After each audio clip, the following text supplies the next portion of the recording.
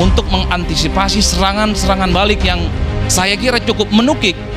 Satu-satunya cara adalah harus menjadi bagian dari partai politik yang kuat, entah itu Golkar ataupun Gerindra.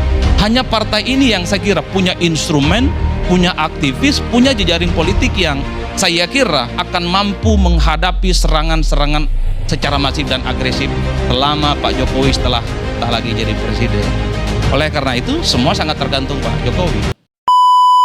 Dulu yang dikritik cuman Jokowi dan kebijakan politiknya, tapi 2 bulan 3 bulan ini yang dikritik itu adalah keluarga inti Pak Jokowi. Bisa dibayangkan soal roti harganya 400 jadi ramai. Private jet yang tidak lolos macam-macam, misalnya dia sering ke Solo, itu kan foto-foto eksklusif Bang.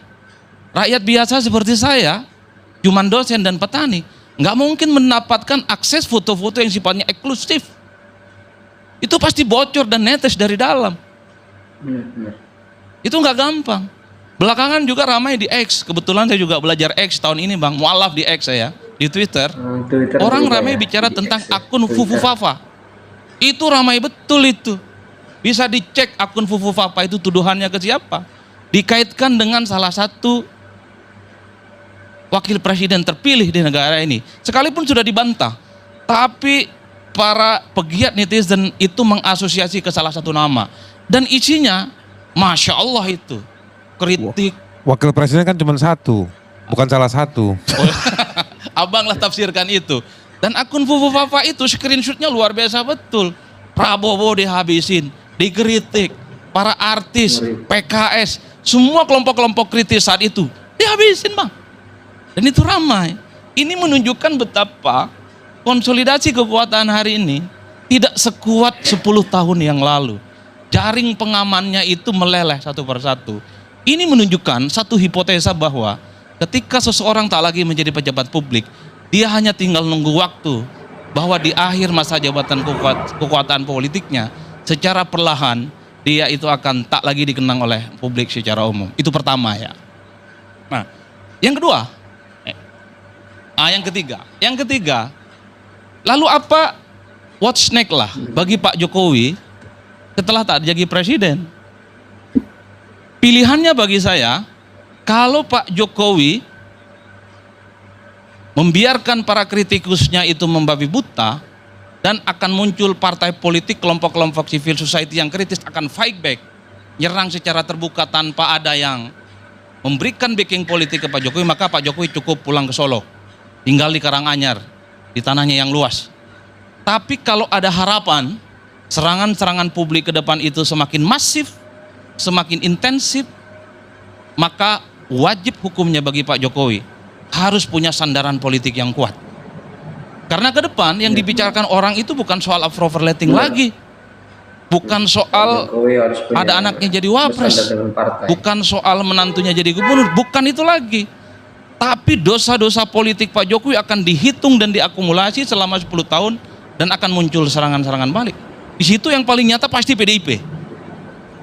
Di situ juga ada kalangan mahasiswa. Di situ ada kalangan kelompok-kelompok civil society. Di situ adalah kelompok-kelompok para pendukung Jokowi yang kecewa hari ini, Pak. Itu saya kira akan fight back, akan menguliti satu persatu persoalan-persoalan manuver politik ekstrim yang dilakukan oleh Pak Jokowi. Kalau Pak Jokowi merasa happy dengan kritikan itu, serangan balik itu, nggak ada soal. Cuman kalau serangan politik yang kemudian muncul itu sangat ekstrim, dia itu mengakar kemana-mana serangan politik yang sampai keluarga besarnya, tentu Pak Jokowi itu butuh sandaran politik yang kuat. Bagi saya, Dewan Pertimbangan Agung itu tidak punya backup politik yang solid. Satu-satunya backup yang solid adalah bagaimana Pak Jokowi menjadi bagian dari partai yang kuat. Kalau tidak di Golkar, ya Gerindra. Karena kalau hanya mengandalkan Projo, kalau hanya mengandalkan PSI, saya kira akan babak belur, Bang. Per hari ini sekalipun perang narasi terkait dengan serangan-serangan ke Jokowi dan keluarga besarnya, keok mereka di medsos. Gak ada yang pasang badan. Projo tak ada pasang badan, PSI tak ada pasang badan. Dan per hari ini juga partai yang sejak lama menyatakan tegak lurus dengan Pak Jokowi, satu persatu warna pasang badannya ke Jokowi mulai hilang. Nggak ada tuh. Partai-partai seperti Gerindra, Golkar, Demokrat, dan PAN pasang badan dan marah-marah.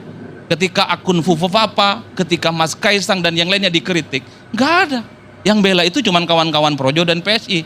Ini kan menunjukkan bahwa pesona kebintangan Pak Presiden secara perlahan, tinggal nunggu 1 bulan 8 hari, itu judul diskusi kita, akan sirna. Ini masih jadi presiden, apalagi tak jadi presiden. Oleh karena itu bagi saya, ini sebagai support kepada Pak Presiden Jokowi. Tak ada cara lain untuk mengantisipasi serangan-serangan balik yang saya kira cukup menukik. Satu-satunya cara adalah harus menjadi bagian dari partai politik yang kuat. Entah itu Golkar ataupun Gerindra. Hanya partai ini yang saya kira punya instrumen, punya aktivis, punya jejaring politik yang saya kira akan mampu menghadapi serangan-serangan secara masif dan agresif selama Pak Jokowi setelah tak lagi jadi presiden. Oleh karena itu semua sangat tergantung Pak Jokowi. Pada akhirnya Pak Jokowi itu akan dipertaruhkan dengan satu istilah yang saya kira disebut dengan notorius ataupun populer setelah tak lagi presiden. Ini sangat tergantung bagaimana para pendukung dan diskursus publik yang muncul. Kalau Pak Jokowi punya backup politik yang solid, entah itu dari partai, dari instrumen-instrumen yang lain, bahwa semua legasi Pak Jokowi ini akan harum, maka Pak Jokowi akan dikenal sebagai orang yang sangat populer. Infrastruktur oke, bansos oke, manuver politiknya mantap. Tentu harus dibangun diskursusnya dengan para supporter-supporter politik yang kuat. Tapi sebaliknya, kalau supporter politiknya tidak kuat, maka yang akan terjadi adalah notorius. Pak Jokowi memang terkenal, tapi terkenal keburukannya. Yang dicicil itu adalah soal politik dinasti, keluarga besarnya yang tidak sederhana, hidupnya sangat elitis, dan seterusnya dan seterusnya. Dalam konteks itulah saya kira, dari lubuk hati yang paling dalam, saya tak yakin bahwa Pak Jokowi hanya pulang kampung ke Karanganyar, membiarkan semua para orang yang selama ini sakit hati ataupun terdolimi akan diam dengan itu semua.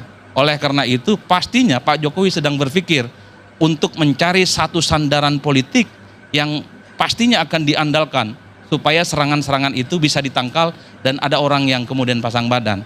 Dan sorry itu saya sekali lagi, kalau hanya PSI dan Projo itu tak cukup lah menghadang bagaimana statement-statementnya Bang Faisal, Bang Hari Azhas, kawan-kawan mahasiswa dan kawan-kawan PDIP nantinya. Yang benar dari Allah, yang salah dari setan. Terima kasih. Assalamualaikum warahmatullahi wabarakatuh. Nah itu tadi ya, sedikit dari Adi Praitno tentang Jokowi, gimana nasib Jokowi setelah tidak menjadi presiden lagi. Kita doakan semoga Pak Jokowi sehat selalu dan keluarganya diberikan kesejahteraan, jangan mau diadu domba, MPRI harga mati. Terima kasih. Wabillahi taufiq wal hidayah. Wassalamualaikum warahmatullahi wabarakatuh.